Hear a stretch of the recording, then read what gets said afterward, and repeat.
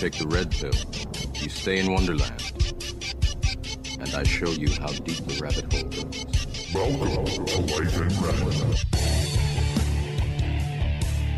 Facing your fears, doing things that you always talked about, but never really put into action, and then finally reaching that point where you really think that we should, and you just put the foot down and you put your head down and you just get to work. It's going to be a little bit of the topic here today with a lot more, and I'm very pleased to be joined by my guest today, Jelissa Morgan. Thank you so much. Beautiful sunshine out for joining me. I like the setup, and it's not even one of those weird Zoom backgrounds. No, it's sunny. There's trees. It's great. Yeah, absolutely. You started a cool blog, and I was reading through it a little bit, and I'll let you tell the story. It's called Sparking Bliss. What made you want to start this idea? What was behind it? To be honest, I have all these ideas, all these conversations with friends, and I felt like a blog would be a good spot to put it all together. I have friends who, are in the banking industry, or friends who are in the healthcare system, or friends who hairdressers. They just do so many different things, and they have all this knowledge, but they don't know each other necessarily. So they're not sharing that knowledge with each other. And I just felt like there was so much to be said that it'd be nice if I could just say it in a way that my friends, when they had a chance, could read up on it a little bit and give me their 2 cents and sometimes be featured on it. So that was where I started. And I had a friend who, she really pushed me to start it. She said, you would be great at this. You write all the time. You're talking all the time. Why not put it all together? So that was the inspiration behind it. And I kind of talked about it for a little bit. And then when I turned 30, that was okay, let's just try it and see what happens. Interesting. What was it about 30? Was it like this milestone? Was it like, a lot of people seem to think that 30 is like when you really turn into an adult for some reason. I don't know why it's 30, but what was it about 30 that kind of was like, okay, now's the time? It's funny because I'm still not an adult, and it's 2 years later, and it just didn't happen for me. It's funny. A lot of people put a lot on 30. And when I was younger, I was under the impression that you turned 30 and then bam, your life was together. And I don't really know what that looks like, but it's just what I always thought would happen. And then you turn 30 and you realize you still like watching cartoons sometimes, and you still like, books from your childhood. And you're still friends with some people that you know from high school and even elementary school for me, and I just assumed that at this age that I would be stepping into a different realm. And that kind of pushed me towards, okay, well, 30, it's supposed to be this huge milestone. And maybe this is my version of propelling myself into a different area, I guess, or right. Propelling myself into taking a big step to do something out of my zone. Because I feel like I live in a bubble, right? We all kind of live in this area where, we see the same people, we go to the same restaurants, we watch the same shows, we do the same thing in this bubble. And sometimes stepping out of that bubble might push you into doing something or bringing you somewhere to be someone different, or at least a better sense of yourself. Not necessarily different, but just an evolution of who you are, I guess. Right. Yeah, we all kind of like being comfortable and being safe. And when we try new things, or, there's something that we want to do, but it's kind of scary, whether that's a career change or perhaps ending a relationship or doing these things where we've known it for so long. And then, we try to do something different. I know I have a lot of it's hard for me to do that. Like, it's hard to get through it mentally to change that mindset of being uncomfortable, even when I know every time I've done that, it's always benefited me. But for whatever reason, like it's that mental block and I'm not even 30 yet. So like now, like when 30 hits, I'm going to be like, like, what's what do I do? You know, it's funny because if that was easy, if the idea of stepping outside of your comfort zone was easy, or doing something uncomfortable was easy, then everyone would do it. But some people, for them, it's very easy to, you know, jump off a cliff and just go for it. And for other people, it takes a little bit more time. And, you know, it's not just a straight line. It's dip your feet in a little bit, step back out, try again later, step back out. You know, everyone deals with it kind of differently. But at some point in time, everyone has to do that, where they, you know, take a deep breath and just go. Was there like particular things you did to like help you change that mindset? Or was it literally just as simple as like there's just a flick of the switch in the brain where you're like this is it, I'm going right now? Or was there like, you know, I know, like, just for an example, like before a workout, like I'll listen to music and just kind of be like, okay, fuck it, I'm going, let's do this, you know, like I don't want to do it, but let's go. Like, was it like that, or did you like really have to kind of build up to that point? A lot of building up. I researched a lot. I read a lot of other blogs. I talked to anyone who would listen out of my friend group. It took a while, and that's a bit of the roadblock, I guess, now, where I've written these posts, and to continue the blog going forward, sometimes you wake up and you're like, okay, I have this great idea. You start writing, and then life might get busy, and then you put it down, and then you don't actually, you know, jump off the cliff. You might dip your foot in a little bit and you don't actually go through with it. So that's, I guess, an interesting part of it as well. But to start it, I did a lot of research and talked to people a lot. And everyone was like, do it. Why aren't you doing it? Definitely do it. And that helped. I think if they were like, no, I don't know, maybe you shouldn't, then I would have probably, you know, thought about it a little bit longer before I did it. Yeah, it kind of becomes two different mindsets. Like I'm of the belief, sort of, like I know with the podcast is like, I just did it. Like I get worried about talking about things too much and thinking about things too much. One, because of my brain and like my anxiety issues. Like I find just a lot of people will almost think or talk about it to the point where they talk themselves out of it or think themselves out of it, right? You think of, okay, what could go wrong? Like there is something to be said. It's really scary and makes yourself very vulnerable to put your thoughts out, to put your opinions out, to, especially when they might go against, you know, particular sets of, you know, agreed upon statements, like especially on social media, right? Like it, to go against the narrative, it potentially could be harmful or scary. It is scary. So, you know, but at the same time, you don't want to do something half-assed or go into it and just be like, wow, like this is way different than I thought. Yeah. And I actually hate this, so I'm just going to quit. Yeah. Well, it's true. It's funny you say that, because that's exactly what I do a lot, and a lot of people do, where we literally talk ourselves out of it. Like you set yourself up saying this is going to be great, and then you literally spend 5 minutes saying no, never mind. Yeah. And I wonder how different life would be if we actually just said, just go for it. Forget everything else, just go for it. It's true. You know, it's also hard on the social media side. Like you said, how many times do you text something to someone and they completely misinterpreted what you said?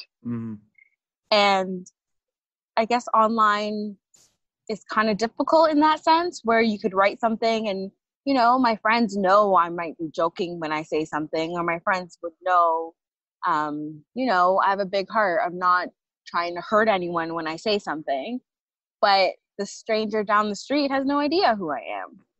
And they might read something that I wrote with good intentions and, you know, think of it in a different way. it's like the cancel culture we talk about all the time. My sister and we were talking about this last night, the whole Ellen thing.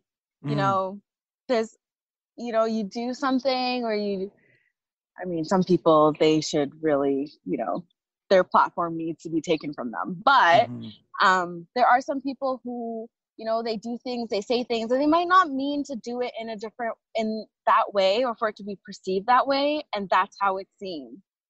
And I guess that's a part of the fear too of putting things online. Like you with your podcast, like it's all good and it's all positive things, but you know, some people just come with their preconceived ideas and just put it on other people, even if it's not your fault. Right. Yeah. I mean, it's like a wild number. It's like, no, I want to quote it. I don't know if you know it off the top of your head, but it's like 90% of communication is nonverbal. So when you take away face-to-face interaction, and a podcast is one, because at least you can hear the inflection in our voices.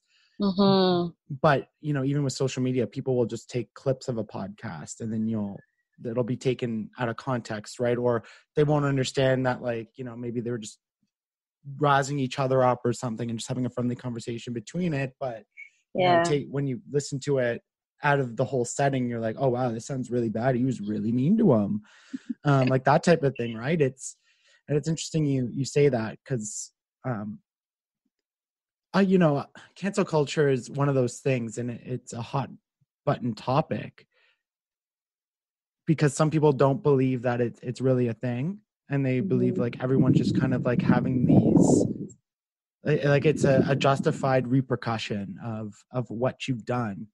But I think that it's so much more complicated than that. And we always, what really interests me is in a lot of things, whether we talk about race or gender or anything, we really don't like to define things in boxes. We right? Like everything's kind of fluid, and we want to like paint a bigger picture within, instead of it's just like male or female or whatever the example is that you choose to use. But then when it comes to things like, you know, cancel culture and some of these conversations we're having, we really want to define it by like, that's right and wrong, that's good and bad, that's, you know, left or right, like all those things, right? And I don't think it's doing really any of us any good, because we're focusing, to me at least, on the wrong things. You know, we're focusing on nitpicking language, or we're being nitpicky on these little things. And then the people who are in power, or the people who really wrong people, kind of get off scot-free, because they're just like, okay, well, they're going to argue about pronouns and I'm just going to continue to do this. And it's right. Like there's so much nuance and like different things happening that we can't just be like, oh yeah, good, bad. Like, you know, it really, I don't know. To me, it's a fascinating conversation, and what's happening right now, because I don't know where it's going to go. Well, and that's exactly it. And I think it's interesting that, like, I haven't heard that perspective before, in the sense of, if you are concentrating on one act in particular that can be ignored for what it means, then that person can get away in quotation marks with continuing to do that act, or in a different form, right? Yeah, it doesn't have to be that same action over and over again. It can be a different version of it that might be tied up in a bow, but it's exactly still the same thing. Mm-hmm. That's an interesting perspective. Well, I'd love to hear your thoughts on this. And so one of the biggest things, you know, since the Black Lives Matter movement, you know, we've had a lot of, you know, people arguing over like kind of who has it worse, you know, whether, you know, we're kind of arguing over like certain languages or all these different things. And on one side, you know, when people who generally believe the same thing, if we want to say quote unquote left-wing people, like they believe mostly the same thing, but they usually argue over certain nuances of this conversation. So on one hand, as we're all arguing, you have actual white supremacists and racists who are like kind of get off, like that's where I really think they get off scot-free, right? Because we're not focusing on them. We're kind of fighting with the people who we agree with generally. But at the same time, do we focus on that to make the broader community better? And just like that way we kind of isolate, like if, okay, well, you're super racist, I can't change your mind anyway. So like, we're just going to pretty much like just whatever and just focus on really broad, like, right? Like it's, that's where I fall on it. I'm just like, I don't know the right answer for that.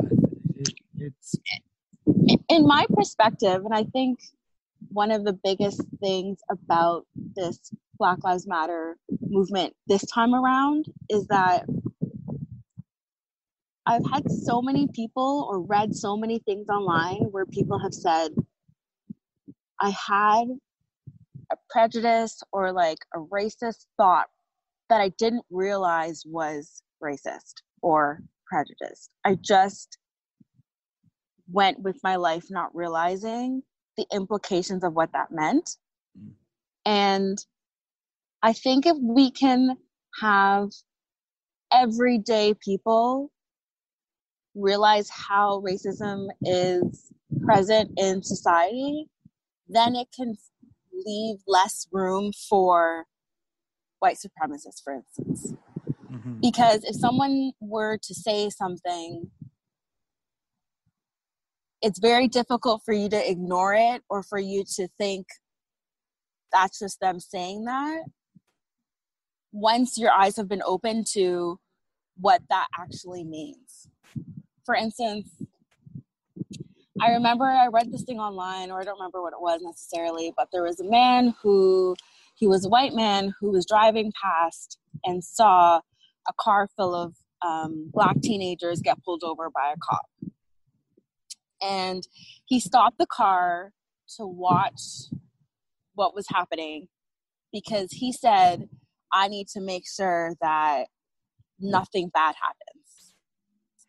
Regular guy, but because of his eyes were open to the fact that sometimes bad things happen when people are pulled over. It made him think, okay, I need to be here to help in case this is one of those moments. And I think that is an example of if your boss says something or your coworker says something that they, in all honesty, might not even realize the implications of what they've said, if you can then step in and say, actually, you probably shouldn't think that, and this is why, or you might not have meant it this way, but when you said it, that's what this meant. And educating each other, I think that's what might change those way, way too far moments where, people say things that are way left field and someone might say, be able to recognize that. I think that's what it meant for me anyway. I think it's like, I can't say I know someone in my life who is, a white supremacist, but there are ways that some people in my life, and me included, there's ways that I can change, certain thoughts that I might have that aren't helpful or aren't positive or aren't, bringing us together. And I think that's what this movement has opened my eyes to. And I think it's what is open to other people as well. It's like even supporting when people say, put your money where your mouth is, there's some companies where, when you walk in, you have to think, oh, can I really shop here again? Or can I support this foundation knowing what I know now? It's hard to do that. And I think that is at least moving in some direction so that change can happen. Because it's everyday things, it's everyday processes, the everyday struggles that affect people more. It's like when they say with stress, it's the little stresses that add up to become a big stress sometimes. Yeah. Well, thank you for sharing that. Because I know those are very hot button topics, but I know from experience, I have changed my perspective from conversations on this podcast and having people explain it to me and educate me and really have a humane conversation. Because I find like I myself personally, I don't pick up a lot of behavior changes from social media. It makes me become more aware of things, but there's so much noise, like, you know, and like so many people with different opinions saying this is the right way that you have to do things. Like I get confused. And I had a great conversation with her name's Chango Walia, and she was saying, you know, when the George Floyd thing happened, you had a lot of people saying, you know, reach out to your Black friends and make sure they're okay and check in on their mental health and stuff. And then she's like, and then I got like hundreds of messages and like I became overwhelmed, and then it was like too much, right? And so then you had people saying, no, like don't put that on us. It becomes overwhelming. And it's like, you know, so when you look at social media, like it's really hard to figure out what the right way is. And that's why I believe in having like, you know, discussions with people and hearing their perspectives firsthand. And like, how can I help you as an individual? You know, would it be helpful if I text you, or would it not be? And I'm happy to do either. That's going to support you the best way that I can, because, you know, that at the end of the day, that's what I really want to do. I don't want to show people that I'm supporting you. I want you to know I support you. And that's you all want that to really support. matters. Yeah. Right. And I think that's all that can be done. I think there's two things. I think in terms of knowing the right thing to do, I think having discussions and asking questions is exactly the right thing to do. Because, you know, something that might offend me might not offend somebody else. Or something that offends someone else might not bother me at all. And it depends on my background. It depends on my history. It depends on things that have happened to me. It depends on my experiences with other people. There's so much to it. But I think just having like open, honest conversations and listening is the right thing to do. Because even no one's perfect, right? So even if I'm sure I've made mistakes, so when I make the next one, if someone's able to say, you know, Jelissa, next time maybe you should deal with the situation differently, or maybe you should say something a little differently. If I'm open and I'm listening and I can understand that, next time I'm in that situation, there you go. I know what, or at least I know a version of what the right thing in quotation marks would be. Do you know what I mean? Like having those discussions, having those conversations, that's exactly what needs to happen. Yeah. I always use the example. My brother, he did like the first episode on this, and he came out when he was 15. And, you know, I was a hockey player in a small town, and we used homophobic slurs on like the daily, like that's, you know, oh, that's so gay, like all those types of things. And it wasn't until he was like started calling me out. He's like, it's what? Like, what do you mean? And right, like out of context. And for me, like as someone who it doesn't affect, you know, it's bad to say, but you don't necessarily think of those things really until it affects someone, you know, and then you go like, okay, yeah. And then you can and take it out of your, like right now that never even like comes in my mind to say, or calling someone, you know, the F word, like, you know, it was a regular occurrence like in high school, but like now, like it doesn't even, it's not even like a subliminal thought to say that to somebody. And, you know, it was, you know, him being compassionate, being like, Ryan, stop being like an effing idiot. And it's like, yeah, okay. Yeah. I see what you're saying. Sorry. I apologize. And then it goes away. And that's happened on a lot of things for me. Yeah. And that's the exact same principle in this situation. Because it's true. Elementary school, there's a bunch of things we said that now, if you said that, no, right, it's just not a thing. And, you know, it's funny. It took some time. Sometimes you would kind of say something and be like, oh no, yes, I forgot. I'm not supposed to say that. And then you get to a point where it's not even the first thing that comes to your mind.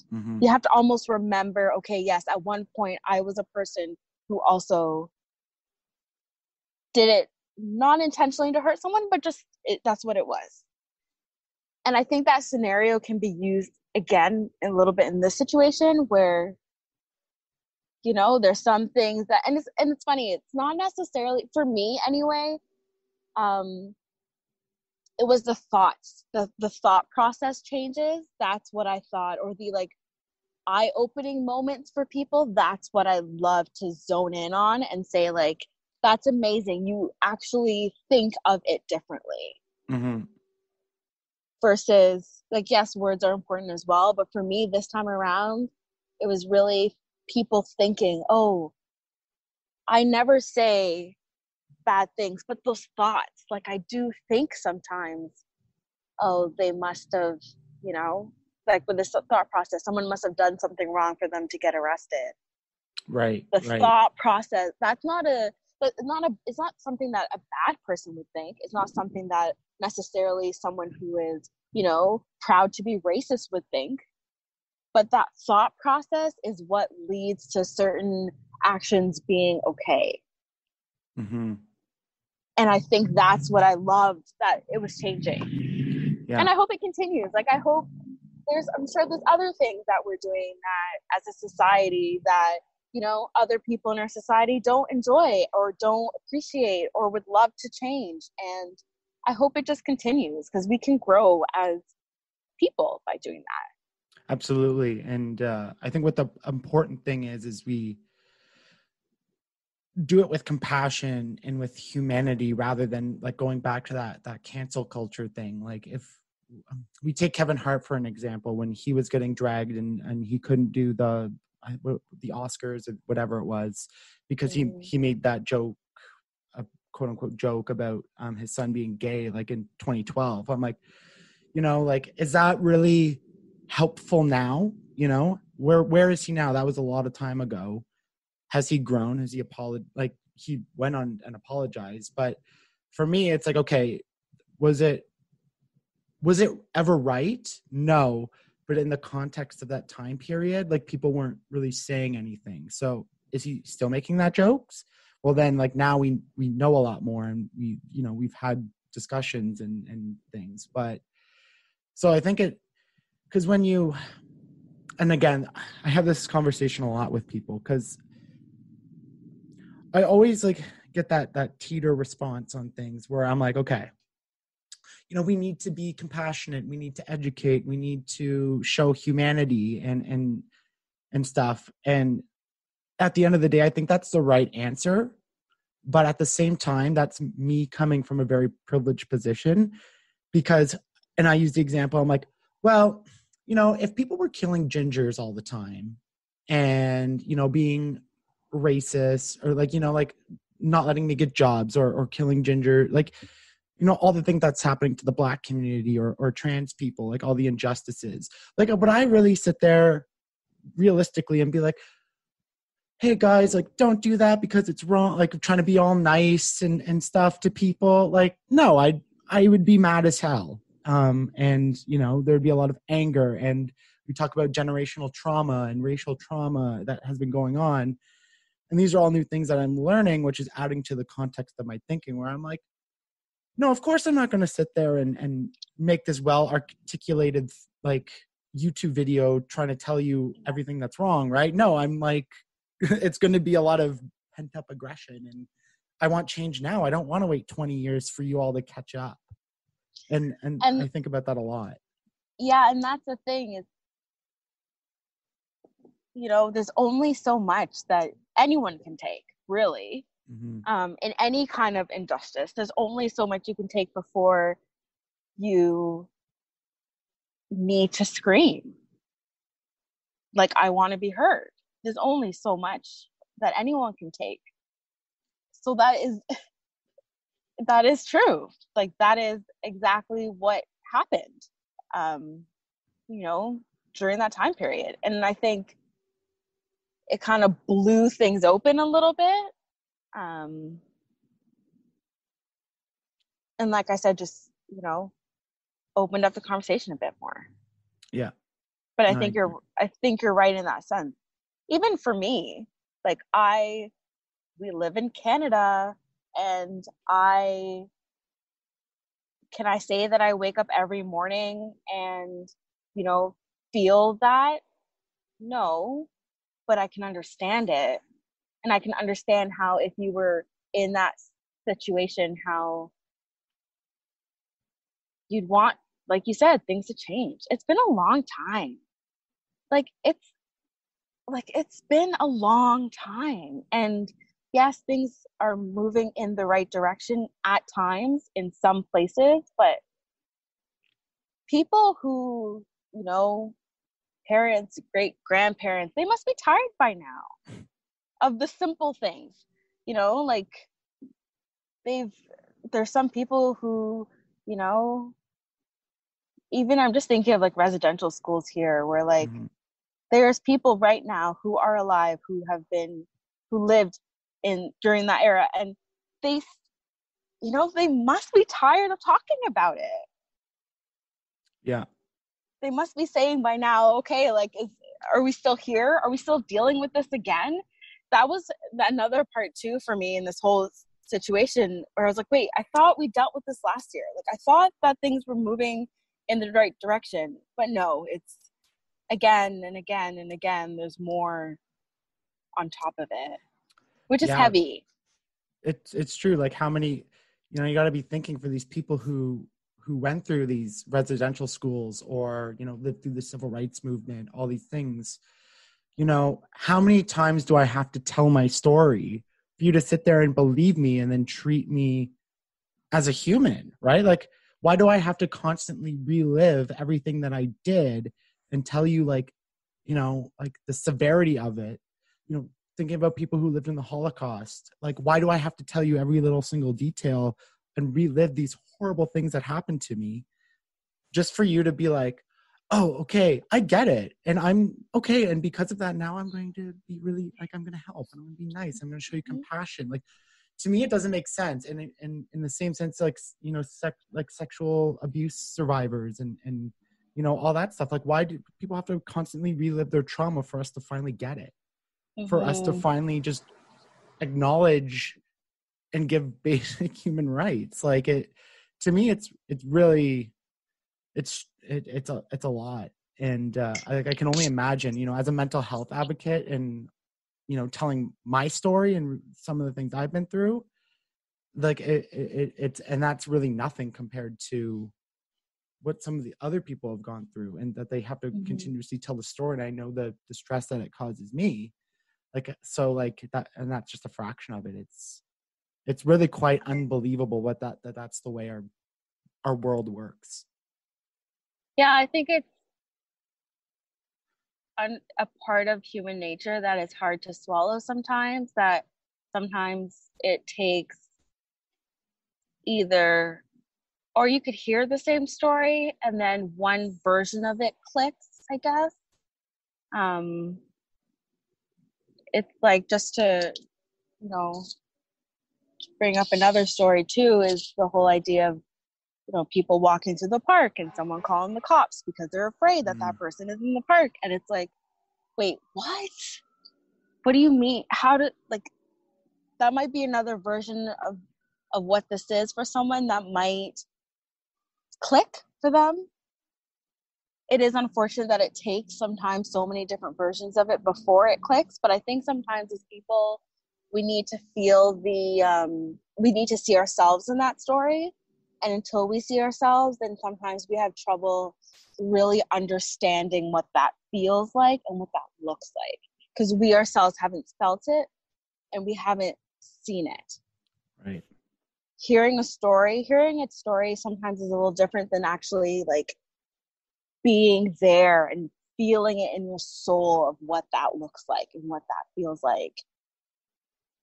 And it's with that connection that you can say, okay, I really need to do something about this, or I really need to change something about this, or, do something. Yeah. Or switch or flip our thought process, because it just gets in there. And unfortunately, some people are open to it than others. And some people, it doesn't take that long. Some people, it's just a part of our humanity. I think sometimes that sometimes it's unfortunately it's lacking a little. Yeah. I think. I really think, the younger generation is changing that. Mm-hmm. And I think, social media has a large part to do it with that. I think back to my own upbringing, like it wasn't that I just wasn't exposed to anything. Like I literally know different cultures, like no different like types of ethnic food, like different people. Like I was just like never even exposed to it. So I never had to learn about it or deal with it until I moved to the city. Right. And then social media came along and it was telling all these different stories. And I think with people growing up with that, like, cause no matter where you are, you see it, like you living it day to day. You're not waiting for the news to tell you or listening for those stories, right? You see the humanity right away. And I think that teaches you empathy. And that's what kids are growing up with today. And I think that's a large problem is, I'm not a psychologist. I don't pretend to understand any of it, but like, it just seems to me like we've done an awful job as a society and parents for generations on teaching empathy and having people grow up with empathy. Cause you're right. A lot of people do need to see the humanity in the person, because I think we've become really desensitized to everything, right? Like we're exposed to violence all the time on the news or in movies or on TV shows, like that.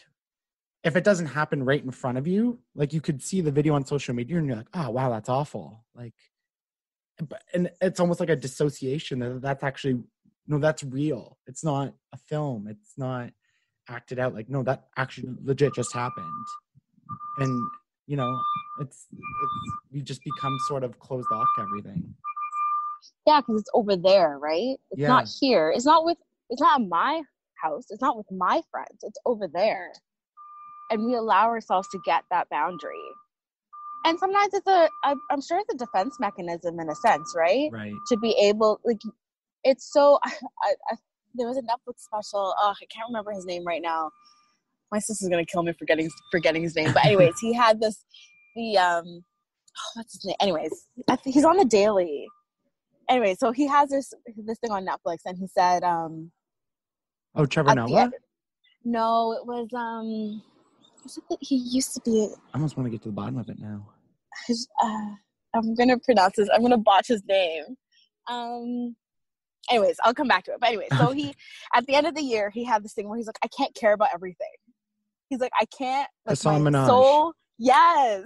He's like, I can't contain, like, he's like, I can't care about everything. 100%. Which was so interesting because it's true. You are bombarded with things all day long about all the things in the world that need to change. Mm-hmm. And sometimes we create that boundary so that we feel like our world is okay. And, some people deal with that some people, that's how they deal with a lot of trauma in their lives or a lot of negativity in the world, is let me create this boundary because it's not really affecting me in my little pocket. I also want to come back to what you said about, exposure to other people and other cultures. There's two parts of it. I think when you know better, you do better. Don't know who said that either, but it's a good quote. Once you're, exposed to different things, then you're able to see different perspectives and make decisions based on those things. But I think you're right in the sense of sometimes when you live in a little bit of a bubble, you might not even know what is outside of that bubble to be able to understand things.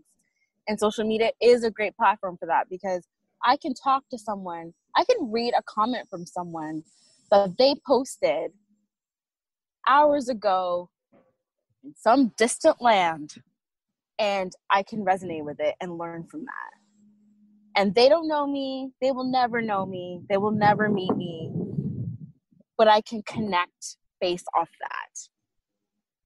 An Instagram post that is someone in a different time zone than I am, and yet you can connect off that and change off that and be a better person off of that. I love that thing you said from Hassan Minaj, because I love Patriot Act. It's a great show.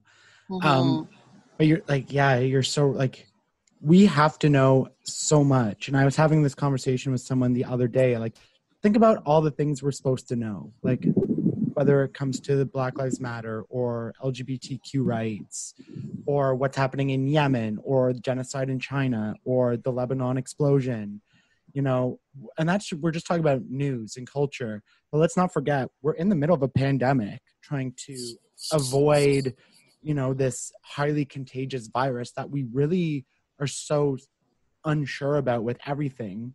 You know, like there's some people, most people are asymptomatic, but then other people are having these like extreme health complications that, you know, is affecting their heart or their lungs or their internal or other internal organs, you know, not to mention our own personal mental health, the economy. Are we going to keep our jobs, or did I just lose my job? Can I afford a rent?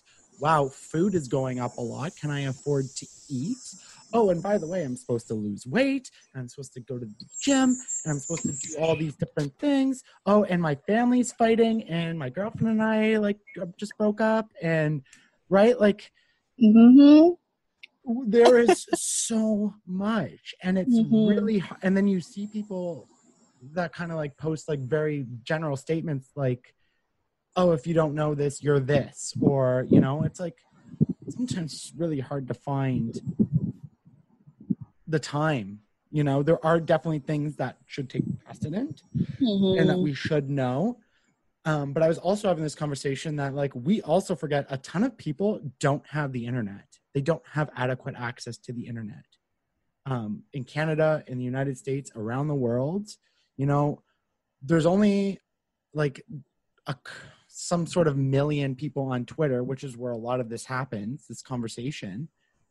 But there's 7 billion people in the world, right? Like and I think that's part of our bubble. I'm like, well, I see this on Twitter all the time. So that's like, this is common knowledge. And it's like, like we just forget about everything else. And then everything else that we have to do in our lives.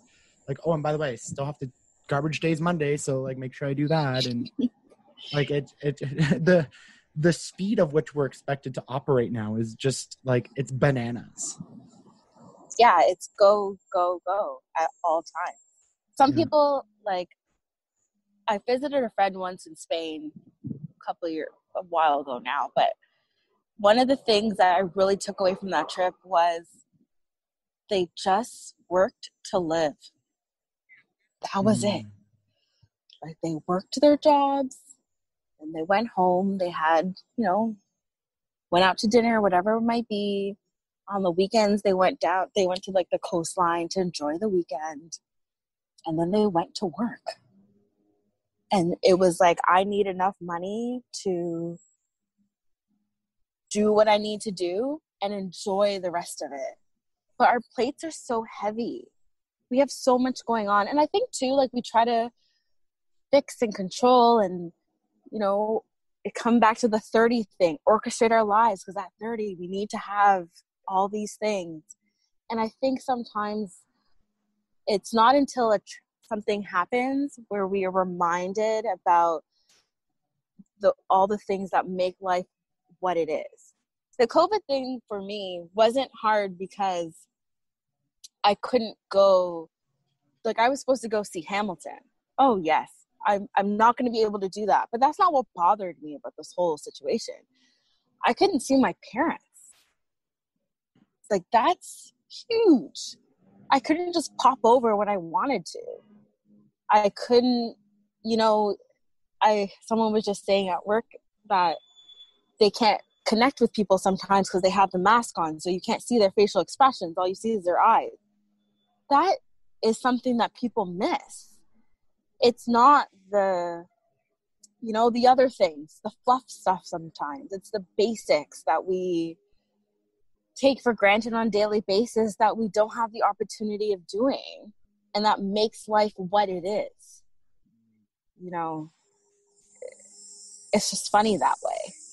It's such a good point. Like, just think about, especially in March and April, where they're like, like, don't even really go outside, like stay in. It's like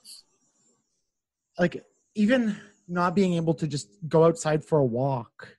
Yes. Like how, like, I know for me, like it severely impacted my mental health. Like I already, I have depression, I have anxiety. I was in like an incredible low spot because, I not being able to do all those little things. Like you said, like I couldn't see my friends. I couldn't see my family. I wasn't at work anymore to, get energy from everyone there. I couldn't go outside. I couldn't, like, all those.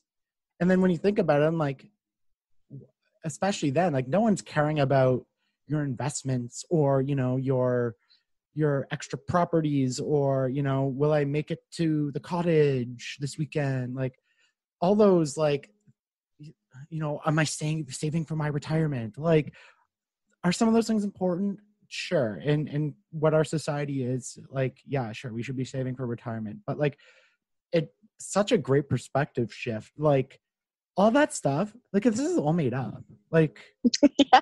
it can go away in a snap. Yeah. Like if we go back into a second full lockdown, like, and watch all these businesses shut down and us all lose our jobs. Yeah. Like we just, we're living kind of in an orchestrated fantasy.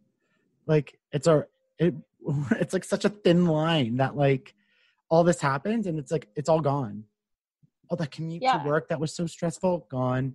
Having to do the 9 to 5, like pretty much gone.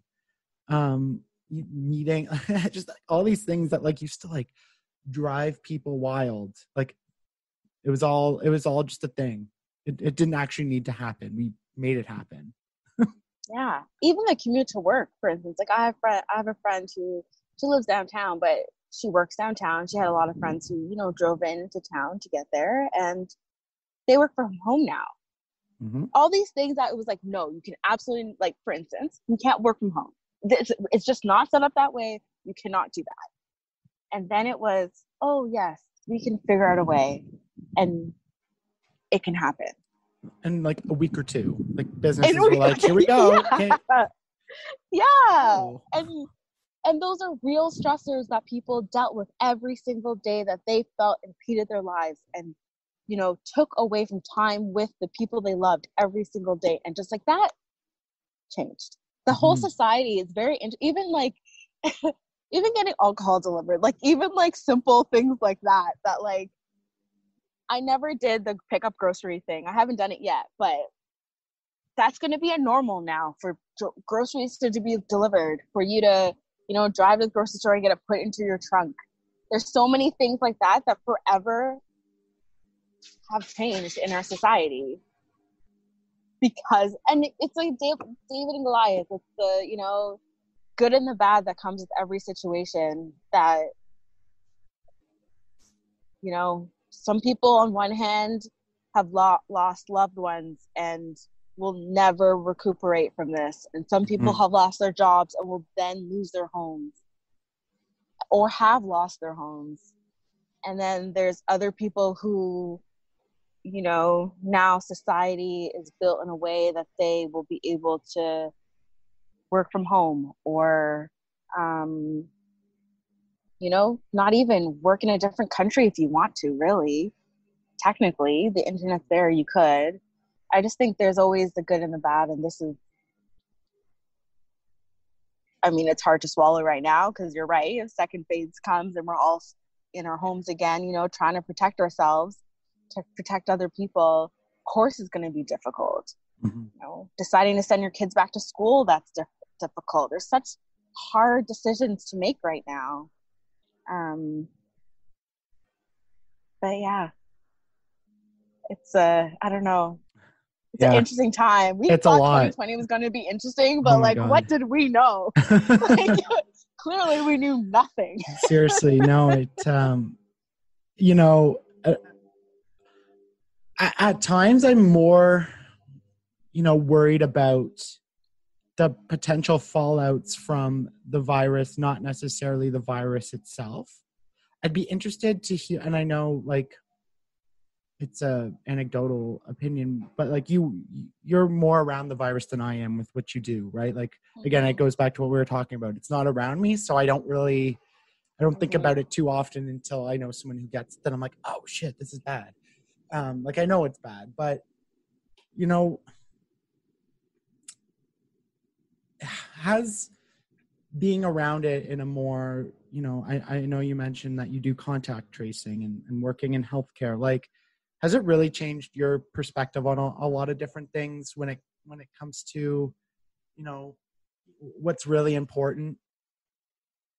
I think it has in twofold. I think,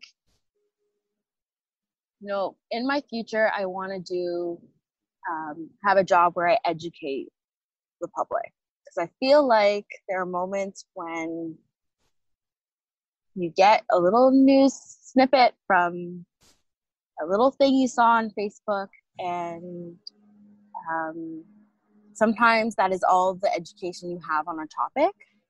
And my goal, my passion is to be able to share the knowledge that is necessary in order for people to have healthy lives. So for instance, in this situation, it really opened my eyes to the fact that if you don't tell people that, for instance,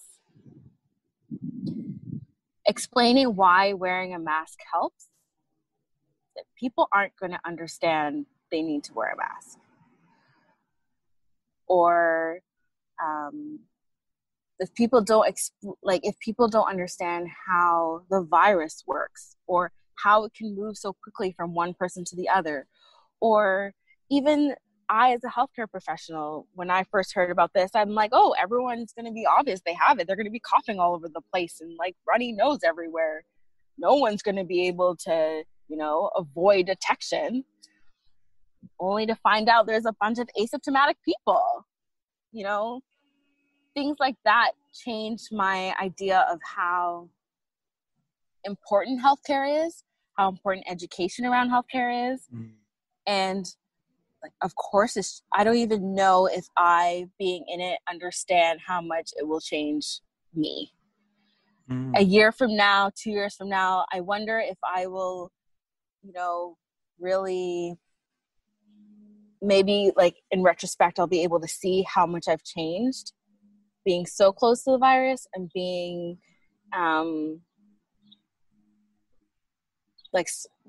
and being, I don't know, just in it, I guess, in the cloud of it, if that makes sense. Yeah, that's a really interesting perspective, because, you know, it makes a lot of sense that like, because you're around it and you're living it day to day, like you're just kind of adjusting, right? You're like going with the flow. Like, okay, like we found like because right, the information changes a lot, which I don't understand why it's controversial and people get so upset. Like, it's a new virus. Of course, we're going to learn new things, and like our public health policy and advice is going to change. Like, I really do not understand how that is a difficult concept for people to grasp.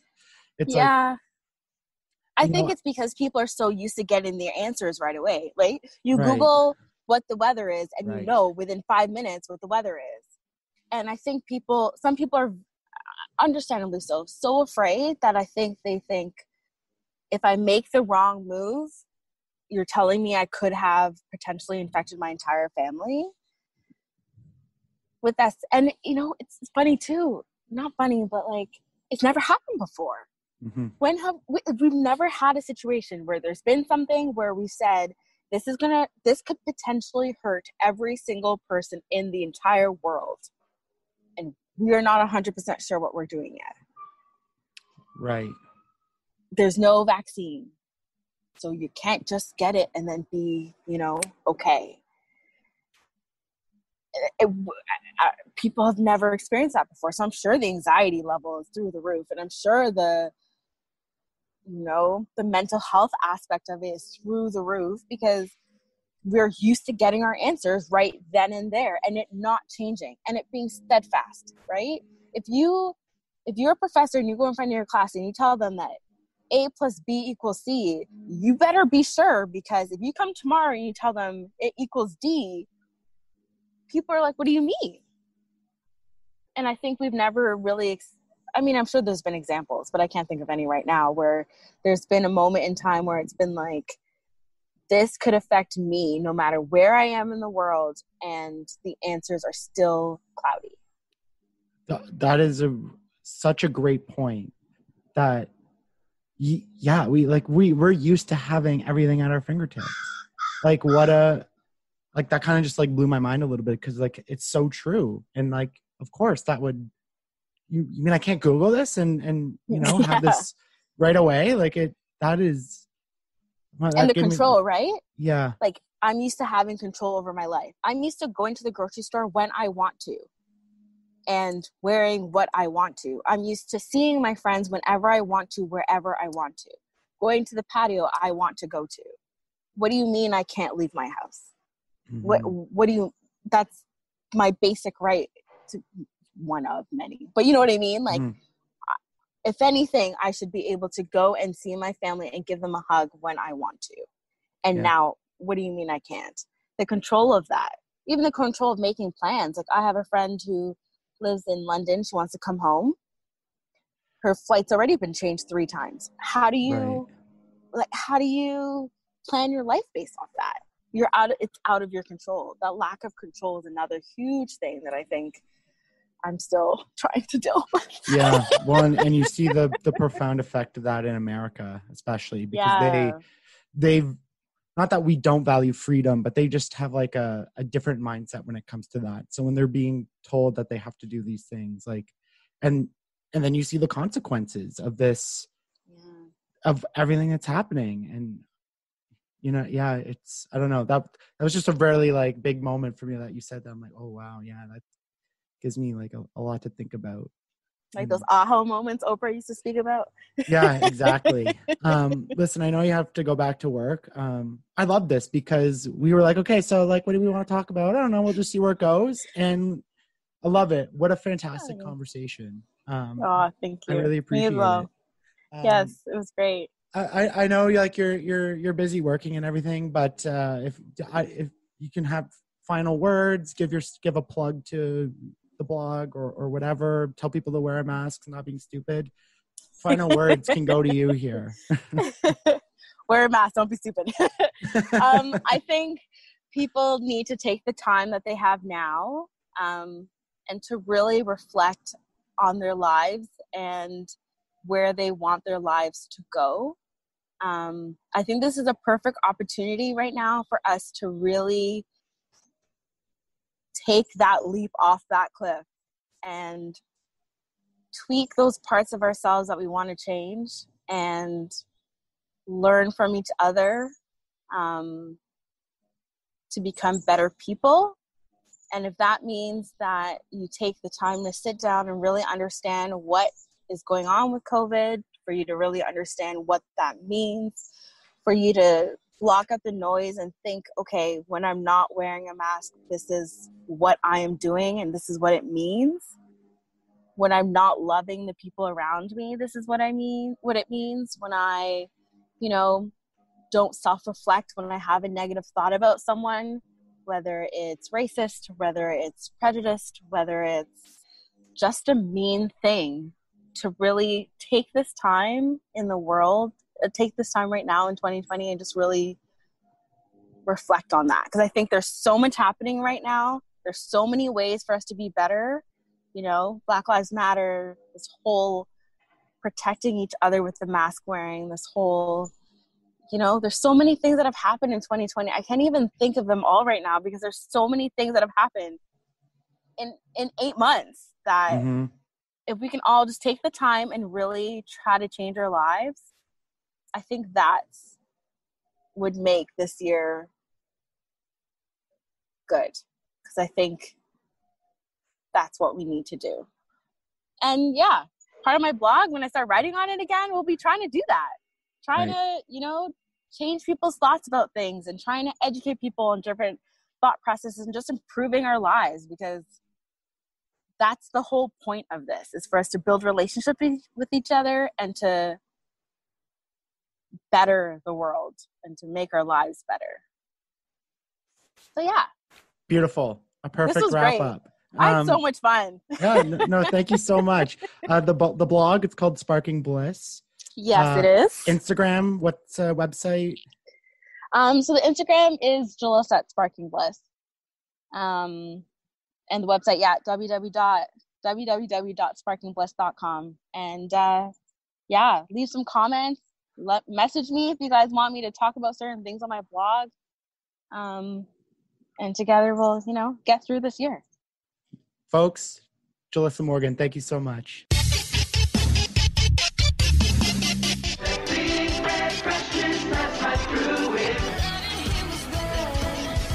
You take the red pill, you stay in Wonderland, and I show you how deep the rabbit hole goes.